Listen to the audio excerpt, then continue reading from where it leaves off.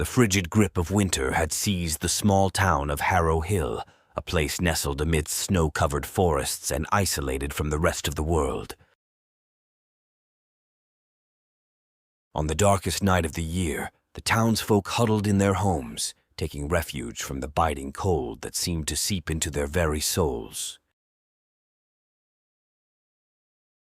But on this winter's night, an eerie phenomenon would unfold, one that had haunted Harrow Hill for generations. In a cozy cottage at the edge of town, Sarah Mitchell, a middle-aged widow, sat by her fireplace, sipping hot tea and gazing out at the moonlit landscape. Her husband Thomas had disappeared during a blizzard 5 years ago, never to return. That fateful winter night had marked the beginning of the curse that haunted Harrow Hill. The town was no stranger to strange occurrences during winter. Bitter winds howled through the forest, and the villagers whispered of malevolent spirits that lurked among the trees. They shared stories of mysterious disappearances, each one more chilling than the last. As Sarah sat alone in her cottage, a knock at the door startled her. She rose from her chair, her heart pounding with a mixture of fear and hope. Could it be Thomas returning after all these years? She cautiously opened the door and gasped in shock. There, standing on her doorstep, was a man with frost-rimmed hair, dressed in tattered clothes, his eyes hollow and distant. It was Thomas, or at least it appeared to be. "Sarah," he whispered, his voice hoarse, "I've come back. Help me." Tears welled up in Sarah's eyes, and she embraced him. "Oh, Thomas, I thought you were gone forever." The reunited couple held each other tightly, as if the warmth of their embrace could melt away the years of separation. But as the night wore on, a chilling realization began to gnaw at Sarah's heart. Thomas was not the same. He had returned, but he had brought something with him from the depths of the winter night. Thomas hardly spoke, and when he did, his words were disjointed and cryptic. He seemed to be haunted by his time away, and his eyes held a profound sadness that pierced Sarah's soul.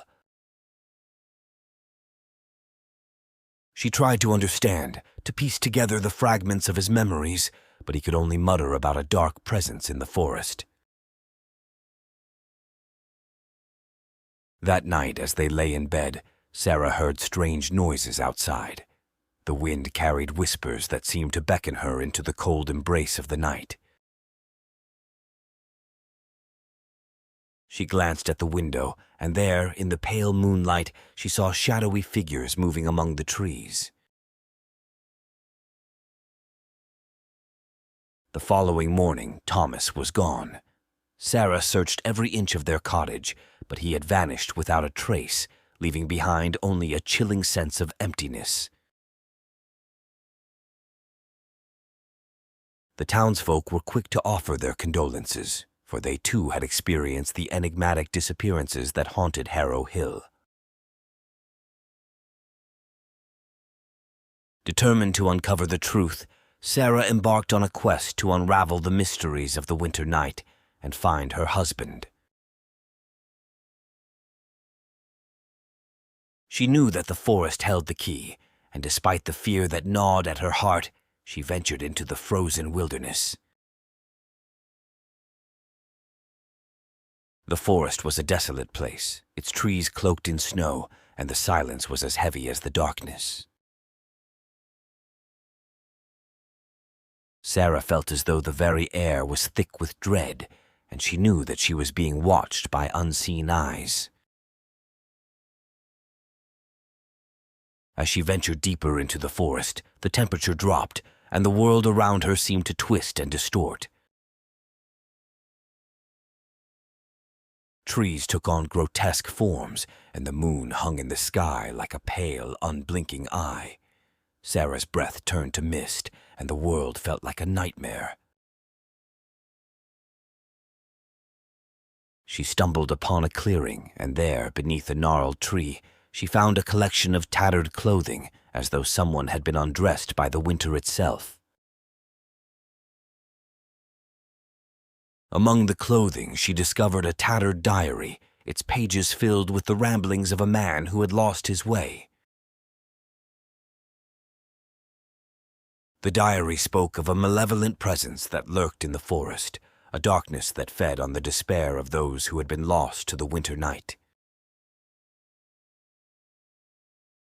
It seemed to possess its victims, draining them of their humanity until they became little more than empty shells. Dread welled up in Sarah's heart as she realized that her husband had fallen prey to this sinister force. She had to find him and break the curse that held him captive. As she delved deeper into the forest, the temperature dropped even further, and the snow seemed to swallow her footsteps.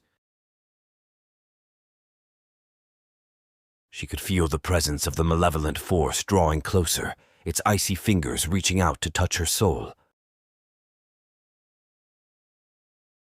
At last, Sarah stumbled upon a grotesque sight. The trees themselves seemed to have come to life, their branches reaching out like skeletal fingers, grasping for her with an unnatural hunger. She could hear the voices of the lost, whispering in the wind, their pleas for salvation growing louder with each step. Finally, she reached a desolate grove, and there, at the center, stood a towering ancient tree, its roots twisting and writhing like serpents in the snow. It radiated an overwhelming sense of malevolence, and Sarah knew that it was the source of the curse that had plagued Harrow Hill for generations. She called out for Thomas, her voice echoing through the icy silence, and the tree seemed to respond. The forest itself came alive, and the very ground beneath her feet began to shift and move. The spirits of the lost children danced among the trees, their faces twisted in agony. Desperate to save her husband, Sarah revealed her deepest regrets and fears, confessing her own role in the curse that had trapped her husband. She pleaded for forgiveness, not only for herself, but for the entire village. The forest demanded her sincerity, her remorse, and she gave it willingly. As she spoke, the twisted tree began to wither and decay, its malevolent presence dissipating like a wisp of smoke. The spirits of the lost children slowly faded, their expressions turning from anguish to peace. The curse that had haunted Harrow Hill for generations had been broken. Sarah's heart ached with both sorrow and relief, for she knew that she could never truly bring her husband back.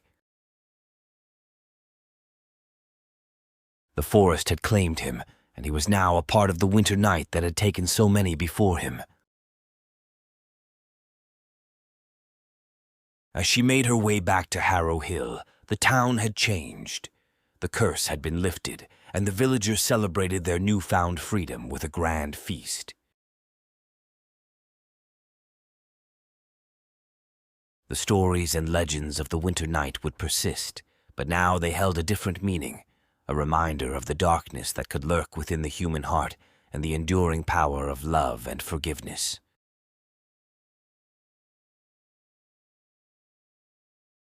The winter night would continue to cast its shadow over Harrow Hill, but the curse had been broken, and the town's inhabitants could finally embrace the season without the fear of losing themselves to the icy grasp of the forest.